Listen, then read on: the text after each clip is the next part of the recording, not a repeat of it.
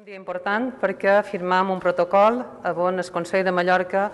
tot i no tenir competències d'habitatge, sí que també farà la seva aposta i la seva aportació en temes d'habitatge conjuntament amb el Govern de les Illes Balears i amb el Ministeri de Mobilitat, Transport i Agenda Urbana, que vull agrair aquesta oportunitat de poder col·laborar també des del Consell de Mallorca amb aquest conveni.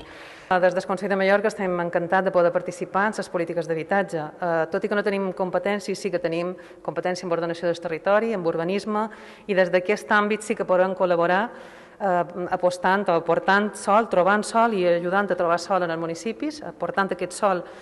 informant d'aquest sol en el Ministeri o CIVABI perquè pugui fer aquesta promoció d'habitatge en règim de lloguer, que és el que ara necessita la societat, i també ajudant a tramitar tota la tramitació en relació amb els temes urbanístics. També des del Consell de Mallorca, des de l'exercici de la competència, també podem ajudar.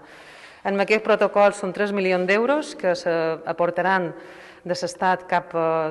des de Mallorca, via Mallorca, cap al govern a través de CIVABI perquè se pugui fer, com dèiem, promoció d'habitatge, ajudi a promoure més habitatge en règim de lloguer. Avui crec que és un bon dia de col·laboració interinstitucional on totes les administracions ens posem d'acord i demostrem aquesta col·laboració per impulsar, per enfortir les polítiques d'habitatge. Com més junts i més units, més potència li donem i més eficàcia en aquest tipus de polítiques tan necessàries que, repeteix, com deia al principi, important no deixar-les demà,